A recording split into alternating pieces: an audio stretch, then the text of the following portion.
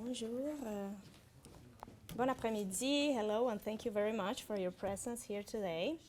We want to acknowledge that Université de Montréal and John Abbott College are located on Jogjaga or Muniyang, unceded indigenous territory of the Kanyangehaga or Mohawk nations, the guardians of these lands. We recognize that we live in Canada as uninvited guests and that the discursive level of land acknowledgement must be accompanied by engaged practice in order to achieve true decolonization. This presentation explores two Cuban media outlets that function as digital archives of feminist, queer, and Black lives. Cubane Queer, created in 2019, is an online repository devoted to preserving Cuban queer history led by transgender researcher and archivist Librada González. Negra Cubana tenía que ser, she had to be black, founded in 2006 by lesbian black cyberfeminist Sandra Heidel, is the first Afrofeminist blog in Cuba. This site's online strategies make visible areas of racial, gender, and sexual identity activism on the island and in the diaspora through a radical intersectional lens. Drawing from theories of media anarcheology and silenced archivism, we examine Cubane Queer and Negra Cubana as archival projects that critically intervene in Cuban historical discourses and excavate invisible stories from the past to remediate them in the present. Cubane Queer and Negra Cubana both employ remediation to reflect on the historical limits and potentials of the self and envision new ways of amplifying individual and collective struggles and futures. In this sense, we consider how they reconfigure silenced archives of Cuba's official history by reconstructing new independent and self-managed repositories concerned with specific subaltern communities. These projects have particular ways of being independent of state and corporate powers and point out the specific experiences of solidarity, networks of support, and ultimately politics that they validate. In doing so, we analyze these platforms' critical engagement with sources such as journals and blogs, and with previous personal repositories of Black women and queer persons. Digitizing and re-archiving these vulnerable media offers means for community formation that enable new kinds of on- and offline activism in today's Cuban media landscape.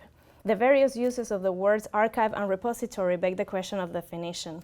Although we see these terms interchangeably, we acknowledge that they are not always equivalent in archival theory. For example, Michelle Lindhart and others in You Say Potato, I Say Potato, mapping digital preservations and research data management concepts towards collective curation and preservation strategies, recognize a terminological, structural, and managerial difference where archives constitute preservation-focused organizations within larger systems, while repositories mainly deal with data services and are not actively involved in digital preservation. Also, in memory studies, key to archival practices, it is crucial to consider the impact of voice and power, as well as their absences. This way, breaking silences can help protect histories, take control over narratives, and shape political perspectives. In archival practice, silences are created at four key moments according to Michel Rolfe Trouillot. The moment of fact creation, the making of sources, the moment of fact assembly, the making of archives, the moment of fact retrieval, the making of narratives, and the moment of retrospective significance, the making of a history based on these archives. To uncover archival silences and absences, a vital task of an archivist is to grasp how colonial power and racialization play crucial roles in archived voices and visibilities. Rodney Carter describes how subaltern groups see their agency considerably reduced by not adopting or simply not knowing the language and frames of reference of those in positions of power. These inequitable conditions produce what Elspeth Brown has called the symbolic annihilation of trans and Black, Indigenous, and people of color BIPOC histories. Carter goes on to explain that silencing also occurs when an individual speaks, but they have no authority behind them. This reminds us of the post-colonial theories of Can the Subaltern Speak by Gayatri Spivak and others. It's not just can the subaltern speak, can the subaltern be heard. In this sense, silences are generated by how the agency of the oppressed communities Heidel and Gonzalez represent is curved by colonial, neoliberal, and state powers. It is also expressed through conscious absences in how many of these communities eventually choose to remain extricated from hegemonic instances of power and create their own outlets to safeguard their histories. The former is a consequence of an imposition upon marginalized subjects and communities, and the latter is a political choice of self-determination. Well, these case studies elicit an archaeological approach. The way we see it, on the one hand, they recuperate and remediate objects that traditionally fall under the purview of media archaeology: film, video, printed word and images, recorded audio, among others. However, on the other hand, lived experiences, community outreach, and multiple relations to place play key roles in the archivist's curatorial needs and considerations. Altogether, they are compelled to find visible means of expressing and reclaiming the place occupied by and the sustained erasures that groups like the Afro-Cuban and LGBTQ+ individuals have faced on the island and elsewhere. Instead of being stored in a state of latency, these are available archives online on Instagram and many other platforms, whose circulating nature renders them counter practices to the usual gatekeeping institutions such as galleries, libraries, official archives, and museums. Against technological determinism of culture and society proposed by media archaeology, like Hitler would propose, media and archaeology, as proposed by Michael Godard, is more focused on the cultural and social dimensions of media. Media and archaeology is preoccupied mostly with the social and cultural practices surrounding media, such as its use, consumption, and experience by different groups and individuals. In other words, it is devoted to dismantling and denouncing the purported neutrality of media in archiving practices, in the popularization of teleological visions of the past and the future by considering gaps, exclusions, opacities, distortions, and erasures of non-hegemonic voices and experiences in the construction of collective memory. The Cubana Queer and Nera Cubana platforms, this is to say their IG accounts and their Facebooks and many other outlets, serve as powerful counter-archives preserving and showcasing the experiences and contributions of the country's Afrofeminist, queer, and trans individuals and communities and their emission from official narratives. Following Godard's methodologies, the archaeologists must confer equal value to, open quote, incorporeal components such as affects and modes of such activities, end quote, and to the material qualities of the media technology itself. Therefore, in the reconfiguration of the past that these small media ventures perform, open quote, imagination, creativity, and speculation, end quote, become viable historical modes of knowledge production. Similarly, intangible items such as the invisible body or the lost voice turn into historical evidence. Cubana Queer's procedures seem to follow these principles, in the sense that much of the materials posted and recuperated through the archive include classical archival pieces, photos, documents, periodicals, and such, but it also doesn't neglect by the same breath either the presence in the archive of those fragments of the lived experience of the queer individual that can hardly be a matter of categorization or archiving by the traditional archivist, like the sense of place, the community that made these places so, and the performance and mannerism of the individuals.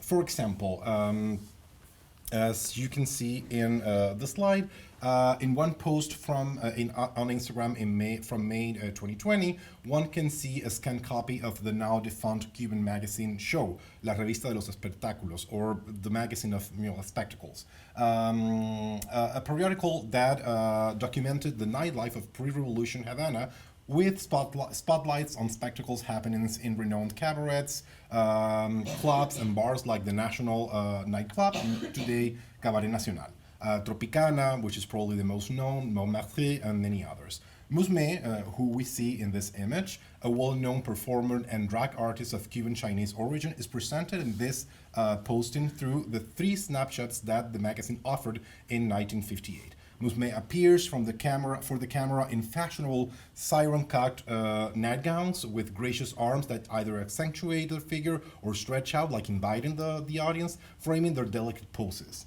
In the image caption, the reporter refers to Musme as a transformista, which is the Cuban Spanish word for drag performer or cross-dresser.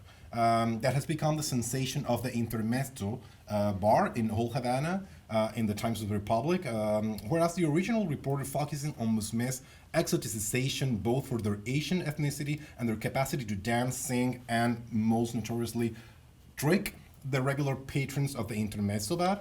Cubana Queer later addresses this borderline transphobic and homophobic characterization. In October 2020, for example, she added this new image. The account's post feature a digital remasterization of the LP Pruébame, Taste Me, recorded by Musme under the Tijuana Cat label, a New York gay bar and gathering place for Cuban, queer, and trans refugees in the 1970s and the 80s. The cover of the vinyl, published accompanying an excerpt of the song Pruébame, of the same name, depicts Musme face with the same enigmatic gaze and this intensity that you can see in it. Their singing also recuperates their presence from the objectifying gaze of the Cuban magazine show. It delivers previously omitted, albeit clear voice that seemed lost in the fragment of memory that the magazine conferred to them. The post's reference to the club and the underground label that produced Musme's record signals also to the liminal existence of spaces of queer trans performance, bonding, and joy that the mainstream gaze too often ignores or cannot even discern in the urban fabric. According to Godard, place, voice, and technological recording all conform to the media ecology that the anarchivists must pay attention to, and it seems more than a coincidence that the chosen song to accompany this post precisely confronts an ideal lover or a former lover who refuses to remember or even look at them in the futile attempt to deny their genuine desire for the performer. We must understand these online repositories in the context of the digital gap that affects Cuba's presence in the global public sphere. The advent of relatively more comprehensive internet access through public Wi-Fi hotspots only happened in 2015 and increased the capacities of citizens to produce and engage with content usually curbed or censored by state-owned media enterprises. Matters such as political and social debate, local and global cultural production, sexual identity, and gender politics became part of the daily internet consumption habits of people on the island ever since, despite slow internet connection and state control. In sum, Sandra Heidel, who's our other case study, runs 3 projects via her Negra Cubana portal. Her blog, which has no new entries since 2016, but which has existed as an online archive of, or exists today, as an online archive of 15 very productive blogging years between 2006 and 2016. Directorio de Afrocubanas is a database of over 350 biographies that gathers information on Black and Afro-descendant Cuban women on the island and in the diaspora. And Afrocubanas, the magazine, which can be aligned to the spirit of Minerva, revista quincenal dedicada a la mujer de color, a magazine written and edited by Black women after the abolition of slavery in Cuba. Ultimately, the blog, the directory, and now the magazine intersect with the interests of a community, persons, institutions, organizations, projects, and networks for gender-based nonviolence that has slowly consolidated amongst Cubans. Here are some examples, too, of queer representations in journals such as Bohemia, Carteles, and Perra, based both in Miami and Havana, remediated as well by Archivo Cubana Queer and Liberada. In this way, both Heidel and Gonzalez form an intergenerational bridge that connects the present to pioneer activists and the work done by previous and current Afro-trans and feminist archivists. Most importantly, in the way that we understand it, the materiality of the archive depends also highly on the qualities of the living archive, that is, lived experiences, embodied knowledge, and senses of archivists, subjects in the archive, and its users and consultants. In Negra Cubana and Cubana Queer, affects expressed through gestures and performativity are given a primordial place in comparison to the kinds of materials we often expect to find as constitutive elements of an archive. These ideas also pose specific challenge for online archiving projects housed in popular platforms such as Instagram, Facebook, and others. We can find two opposed tensions essential to this type of alternative project. One revolves around the normalizing cis heteropatriarchal gaze that has repeatedly attempted to offer a teleological narration and explanation of the existence of non-conforming individuals and bodies. Other ones, as Darien was mentioning before, expresses the need to remake history by looking at it through the eyes of those who have been systematically excluded from it, even at the peril of not being able to engage all of them as potential audiences.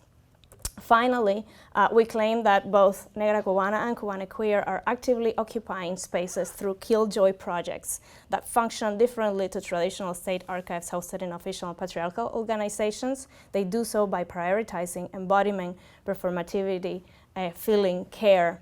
The capacity to meaningfully and materially engage their communities has fueled the intermittent life of these online repositories. According to Zaira Ahmed, who is also a blogger, and has published abundantly about blogging in the digital area, feminist killjoys get in the way of happiness or just get in the way. We kill joy, she says, because we speak back, because we use words like sexism or transphobia or ableism or racism or homophobia to describe our experience, because we refuse to polish ourselves, to cover over the injustices with a smile. We don't even have to say anything to kill joy. Some of us, Black people and people of color, can kill joy just by entering the room, because our bodies are reminders of histories that get in the way of the occupation of space. Thank you, Zaira Ahmed, for that. We haven't finished. I'm just thanking Zaira. I promise that I will wrap up real quickly. Another critical aspect of the Cubana Queer and Negra Cubana archives is that they are sites where the hegemonic and normalizing practices of curatorship, as usually understood and implemented, are put to the test. As Juan Carlos Rodriguez indicated in his analysis of the curatorial impossibility of restoring the urban space in Havana and its archival presentation in film, open quote, in Cuba and elsewhere, curation has become a hegemonic practice conducted by the curator, a hybrid figure who can perform multiple roles, including that of preservationist, cultural gatekeeper, and market agent at the service of cultural difference, end quote.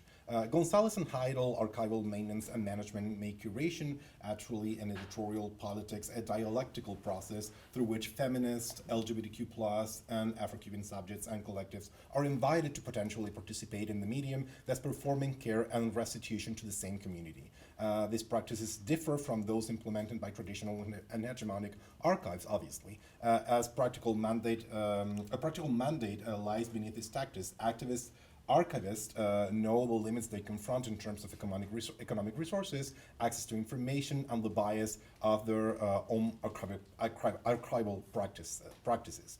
These viewpoints are also coupled with the ethical perspectives against gatekeeping. In their projectives, normative stages, they encounter obstacles to gathering the material housed in other official institutions. As a result, they have made it a clear mission for themselves to not reproduce the same strategies of hoarding and policing the access to those knowledges and objects present in their archival production. In the case of Heidel, her blog's editorial guidelines welcome collaborations and feature texts by authors such as Victor Fowler, Ciro Cuartel, and Gisela Arandia. These are all prominent Afro-Cuban intellectuals on the island. In the opinion category, entries date back to December 2010, and this section displays reviews and pictures of events such as the Cuban Hip Hop Symposium celebrated in August 2011. An interview with the members of Crudas Cubensi, a very known queer Afro-Cuban group residing currently in Miami, or in the US at least, for what I can tell, and song lyrics by the rap duo Supercrónica Obsesión. Sometimes the editorial policies function as an aggregation-based library. Heidel selects and makes public statements and documents with statistics on gender and race in Cuba, the Caribbean, and Latin America. in her section, racial debate. She also uses bibliographies on race in the public sphere to denounce cases of discrimination and violence against Afro-Cuban individuals.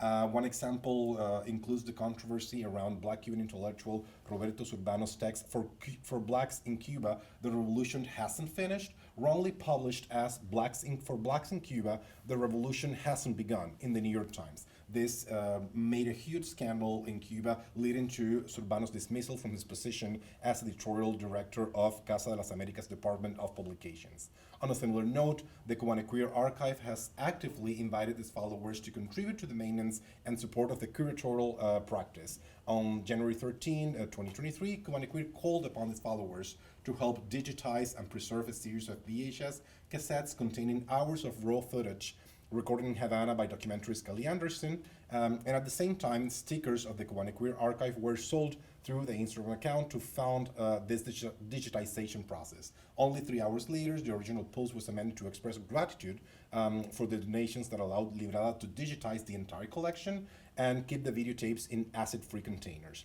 Emulating the words of Elizabeth Povinelli, this archive's operation seemed to illuminate further the ingrained connections between, open quote, macro practices of certain forms of capital production, circulation, and consumption, end quote, and the discrete, localized, everyday, open quote, micro practices of certain forms of love, end quote.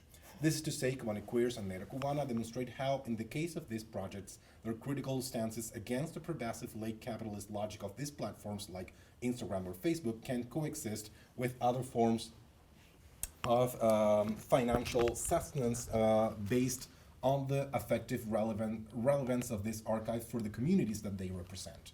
As a mode of summary, I would like to address that Heidel and Gonzalez themselves are diasporic Cuban independent community archivists, both women, both queer, and both racialized, whose endeavors not only represent but also contextualize and symbolize silence, histories, and epistemics in and out of the island.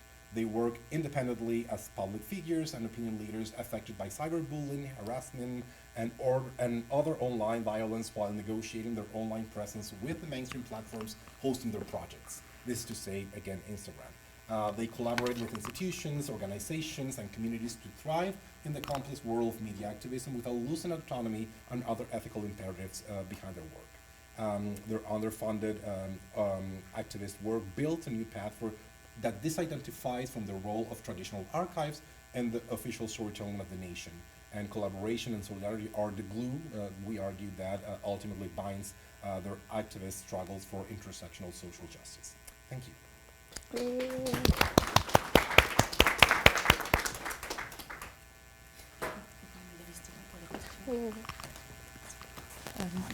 Merci beaucoup. Ça rejoint un petit peu la conférence de ce matin sur les questions de contrôler justement la visibilité des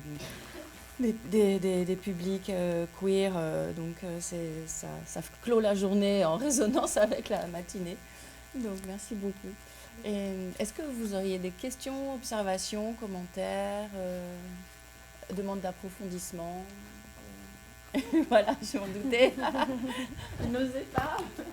Mais voilà, c'est parfait. Thank you so much for this. I learned a lot about these cases and archives. They seem amazing. So I just kept thinking about, how you pointed out that in memory studies that people spend a lot of time with not only, reading and interpreting utterances, but also silences. But then I was wondering how you think about silences in these social media archives. If you think that there are silences here as well, but perhaps of a different kind, or would you, I could imagine that the ways in which they have to navigate, platforms that harass or, restrict non-conforming bodies, non-white bodies and subjects, could that sort of constitute a silence in the archive of sorts? Or I was just curious of how you think about the sort of the leadership with memory studies and the social media archive. Thank you. Maybe I'll let Darien talk about the maybe other platforms that are against the gender politics of these two. But I'll talk a little bit more perhaps about censorship in the Cuban context, and I think about silences in that sense. Many of these solidarities are not expressed, for example. In talking with Sandra, she told me that even if she supports some of the young archives and activism and platforms that have been created in Cuba, and many of them are, and some of them are, related to social justice. There's a new law that many activists have been pushing to protect animals in Cuba, and many of its members are people from the LGBT community. So it's kind of like I would say a connection and a solidarity. That's why we claim that. But because she was, she's not in great terms with the government for these people, even if she's supportive of some of these, not necessarily SEDA, the one for animals, but others. Those kind of connections are not public, are not expressed, they don't have more spaces, and she's kind of like retired herself from, she continues to support them, but from a perspective, and this is all, censorship that it's extreme in our opinion, because she is not paid by, one of the things that it's criticized strongly is many initiatives in Cuba are supported by United States funding, the National Endowment for Democracy and others. We are not in a position to criticize anybody who is funded by this, even if we would prefer that didn't happen, because the situation in Cuba is so difficult financially that people have to thrive somehow. And some of these people are really critical, and it's not like completely Republican or extreme right-wing, even if funded by NED. It's not the case of her platform, it's not the case of, they also live in the diaspora, so they both recognize that privilege of having full internet access, even with all the issues that being a diasporic person and a migrant implies. They're not living there with the current issues of connectivity, financial scarcity that they have there. So I would say that those are some silences that I would love to see expressed and in action, and are just impossible due to state control and censorship. Can you hear me without the microphone? Because I tend to gesticulate. Oh, okay, it's for that. Okay. I can hold it for you. No, I can't. Thank you for that question. That's really interesting. That's something that we were debating when we were writing this chapter for an edit collection.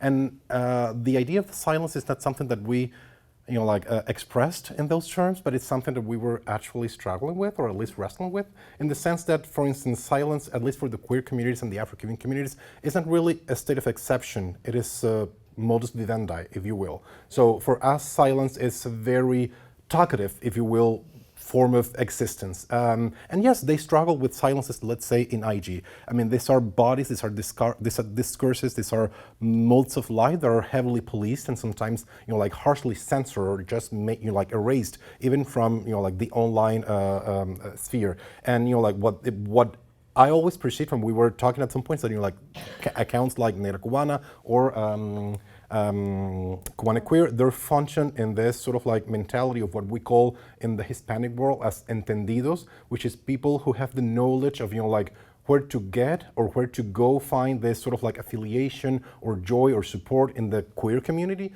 And this goes from, sex from cruising to, just, people who will support you and not harass you or damage you. And, they sort of play or live in this platforms under the same barometers, or under the same measure of this, the knowledge that you presuppose that you should have.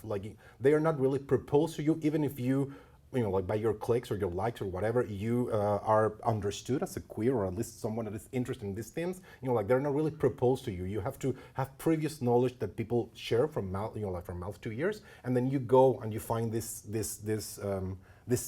accounts. That is at least our experiences. We knew about this just because listening to or reading to someone, you knew that this thing existed. So it's as if, to sum it up, it's like silence in itself. It's part of the way that they construct their visual identity or their presence online, and it's a productive concept in itself, or a productive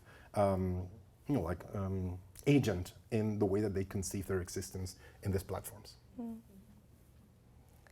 Matt?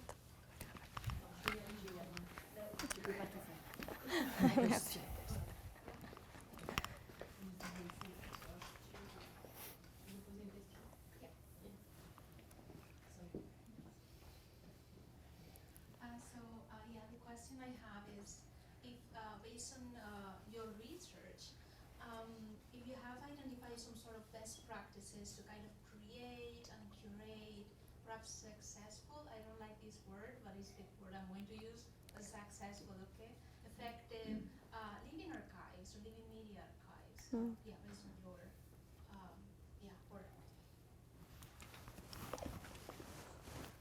Yeah. Hi, thank you. I'm going to start and then you go.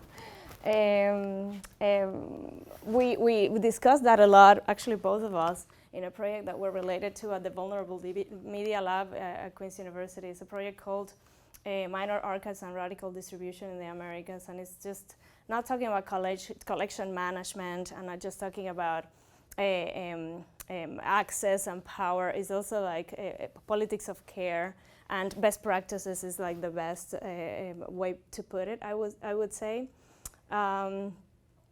We always think about, I'll talk about toxic care, which is a notion, I forget who coined it at this moment, but we discussed it a lot that last year at the Film Museum conference in the Global Perspectives Archival conference. And it's very much related to, and I talked about this with Jenny this morning, it was about how do you, many of them choose to, in order to avoid toxic care, which is like, do we trust mainstream institutions that have been historical, colonial, black, white, and imperial in some ways, with our archives? Do we want that to be the representation? Do we remain extricated from them in order to avoid that notion of toxic care, which is reappropriative and exploitative to an extent, which also silences based on other paradigms that are not the ones of the members of the community or its allies, their allies. So in that sense, I think solidarity, like talking to your subjects, having a different kind of methodology, involving them in this notion that is not even counter archives, it's an archival practice through which you really, of course there are hierarchies, but you try to erase them as much as possible. So in that sense, for example, the Directorio is really based on just going, as being attentive, going there and being inclusive. So she goes to look at people's repositories and just made them with their permission available if they want to be part of this. And it's the only one for Afro-Cubanas, and it's trans-feminist, and it's great that it exists, but it's also, of course, also underfunded. Anyway, so that kind of like horizontal collaboration, I think it makes sense as an ethic of care and as a best practice to deal with archives. I think the same with Cuban and Queer, right? I sincerely have not much to offer in this sense. Cuban and Queer functions in a very similar way to what Zaira has just described.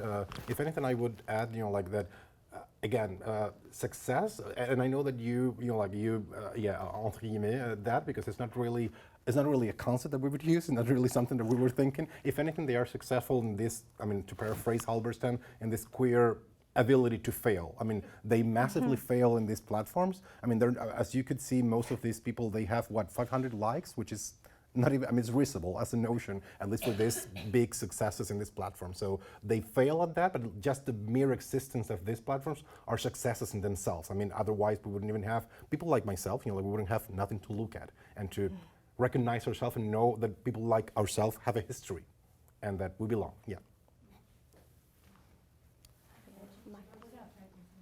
Okay, so let's take a break.